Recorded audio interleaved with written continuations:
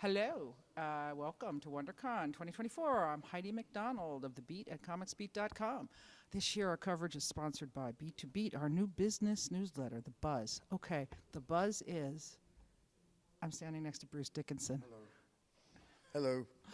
Wow. Okay, mind blown. Sorry, do you get that a lot? Only when I stand next to you. Oh, Yeah. phew, thank God I'm the first. Yeah. All right. I mean, it must be hard to be a living legend.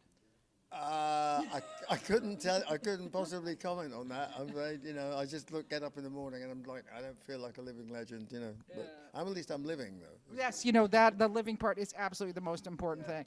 You came here to Comic-Con with a project, a comics project, which is Mandrake. And Well, what do we got? That came out January the 17th, and that came out a couple of weeks ago. So episode 1 and 2. And if you hang around for 3 years, you'll get 12 episodes because it's every 3 months. And what is it about? What is it about? Okay, well, episode 1, you figure out there's an organization called the Mandrake Project, and what they've done is conquered death. So they basically extract the human soul at the point of death and bottle it. So far, so good. So what do you do with that technology? Who are the people involved in it? How do they interact, and how do their lives go not quite the way they intended? It sounds intriguing. And That's the idea. and complicated. Now, did you? Okay. Now, you've written this comic, right? Yeah. I asked this many times. How was writing a comic differ from writing a song or anything? Other creative pursuits you've had in your life. Okay, so I've written some kind of cheesy novels, comic novels. I've written an autobiography. I've done a screenplay, and I write songs.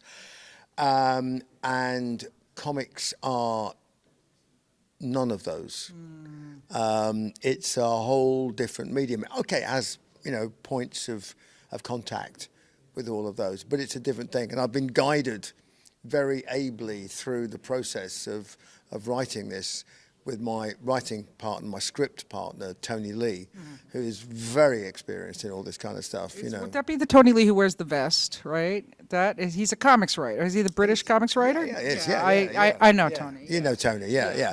He's a capital fellow. Yes, he's a capital fellow, but he's absolutely fantastic about organising my ideas in terms of comic format. I'm slowly inching up on writing in a format where he goes, there's not much you have to do about this now, it's kind of already there, we work great. I think we work great together, So, but I do understand you have a big background as a comics reader as well, right? I wouldn't say it was a big background. I mean, I read comics till I got into music, basically. Yeah, that is when it stops usually. Yeah, when you get in a band, and you're traveling the world, and everybody's screaming your name somehow. Yeah, and then I started to get back into comics when I was writing screenplays, and my director, Julian Doyle, who's quite a well-known film editor, Julian was really into comics, and he basically was like, you should start reading Watchmen and things like that. And so I did. And then I went out and got all my old episodes from a comic book store in Chicago when I was on tour with Maiden for all the old Doctor Strangers and Silver Surfers and things, and started to just think about how I would interface doing music and a record with a comic where neither one, hopefully it would fit, but neither would embarrass the other. And what I ended up doing finally is actually separating them, like two boxers. No, don't hit each other, not yet. Well, there is a music component to this project, which I should mention is published by Z2 because they do all the cool music comics. Yeah, let's be honest. yeah. They're fantastic. So there is a music component that goes along with this, correct? Yeah, well, the way I would describe it is it's like, if you can imagine two big trees in a forest, if somebody chops one down, the other one doesn't fall over. So the comic is one tree and the album is the other tree. They're independent, but they share the same roots. Okay, what an analogy. He is a writer. Wow. Oof. Damn. Okay. can you explain for some of our American viewers what is the Beano? What is the Beano? The Beano is a kind of slightly scurrilous kids comic that was just printed on real cheap paper, and I was a Beano reader, and it was then kind of parodied by a very adult comic called Viz, Yes. which appeared, which took some of the concepts of the Beano and did very tongue-in-cheek adult versions of the same stuff.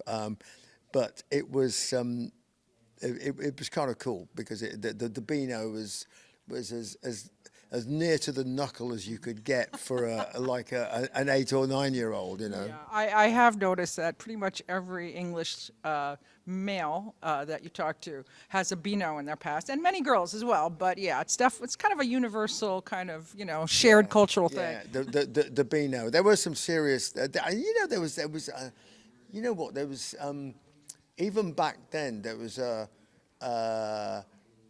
I think it was in the Beano, and it was called General Jumbo's Army, and it was this little kid, and he had a little like electric thing here, and all these little toy soldiers would go wandering around, and they'd do stuff for him, and he'd go, and that was actually made into a movie over here called Small Soldiers. Oh, okay, right. Yes, yeah. Which Okay, was yeah. kind of crap. And it was film. we don't know if the makers are here, so we should really. But General Jumbo's Army was infinitely cooler because I wanted this thing on my arm that all my little toy soldiers would go walking around, Right. and little tanks would go around and do stuff. It was really cool. Who didn't want that, Hey, I was doing the research for this interview. There's nothing you haven't done, it seems. And the fencing, the flying the planes, the writing the comics, okay? Yeah. Like what do you do for fun now? What's fun for you after you've done so many things? You know what? I'm just at the moment I'm just binge watching all the old Quinn Martin production, stuff. So I'm like the Time Tunnel, Voyage to the Bottom of the Sea, The Invaders. I love The Invaders. What's that Land? No, Land of the Giants was Irwin Allen. Land of the Giants. Yeah, that's the one where where all the cameras are like. Like that, and everything's sideways, But they're so cheesy, but they're just, I love that stuff. Did you ever watch Jack Webb stuff, like Dragnet or Dragnet? Emergency? No, Dragnet not so much. But I mean, let me just tell you, if you love that old time TV, those Dragnets are hilarious. Yeah. They're deadpan. Deadpan stuff, yeah, but yeah, I mean, I was a big fan of like oddball, like English TV series, like the early Avengers, with Diana Rigg, Emma Peel, course, yeah. That stuff, and The Prisoner as well. Oh, okay. Massive, The Prisoner. massive Prisoner Wait fan. a minute. So did you see the guys with the Prisoner toys? I just interviewed them earlier. We got some Prisoner toys. You know what? Can you give me that have a bag? Prisoner toy? Yeah, here we go. This is the greatest plug that's ever been in the history of the universe here. Yeah. I used to have the Prisoner outfit. I used to do kind of like early cosplay. Oh yeah, so I used to have those shoes and that and the roll neck sweater, and I actually did half an Iron Maiden tour in that as a statement. Oh my God! I remember that you had the big Prisoner. You were the Prisoner. You were a big Prisoner fan. Yeah, I was. But yeah, I went to Port Merion where they filmed it, and you can stay there. You can stay in the hotel rooms there. Because yeah. Oh, and here's one more, if I can. Yeah, they got. Oh, that's genius. Yeah, and they're doing a second series called. It's the #2 series. Oh. With all the #2s. Boom, boom. With Okay. the Yeah. I see what you mean. Yeah. But yeah, that was good stuff, though. The Prisoner was. Did you see it? Okay. Did you see it? We're the we're classic veterans. Did you see it when it came out? Yes. And what'd you think? Yeah, I loved it, and I mean, but I remember when the last episode happened, and there was like national uproar And because all these people were running around going, that's ridiculous. What a ridiculous ending. I mean, what does it mean? What does it mean? That's ridiculous. That's stupid. And I was just like, oh my God, there are so many stupid people in the world who don't get it. Who is number one? It's you. Yeah, It's right. you. And it always was. Yeah. You know what I mean? Yeah, I mean, listen, we talked about it in my family afterwards for years. It was debated around the dinner table. For me, and then I discovered later on, Kafka, the trial. And you go, what is The Prisoner? And the answer is, it's a big, long-winded version of Kafka, the trial. For me, that's ultimately what it is. Because the question, why did you resign? And it's like, did resign from what exactly, and why did you resign? It's like the question, the Kafka, the trial. He's accused of something, but he never finds out what it is, and he's found guilty. Yeah. And he never finds out what is it I'm found guilty of. Well, there's a lot of mysteries in that, and I guess there's a lot of mysteries in the Mandrake Project too, right? Well, the mysteries start to build because there's a backstory that goes back almost 100 years, which has a lot of ramifications for what happens in this world. But there are also several worlds within Mandrake because some of it takes place literally in the underworld at the same time, because one of our characters half lives in it. So whether or not it's real or not, but as you just let's get into. Well, you've learned your literary lessons, Bruce. I feel that's pretty clear. So, well, this is awesome. This is amazing. Good luck. Good luck with everything. Good luck with your band.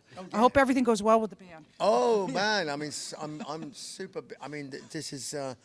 I'm just doing a Mandrake Project solo band tour, 50 shows coming up, and then I take a little lie down in a darkened room for 3 weeks, and then I start with Maiden, doing 40 shows with Maiden. So I'm basically singing from now until Christmas. Well, all right. Well, I'm sure a lot of our fans and your fans are going to be out there watching you and listening and enjoying it. And you can check out the Mandrake Project too. Bruce, thank you so much for joining us today. Thank you very much. My pleasure. Thank you.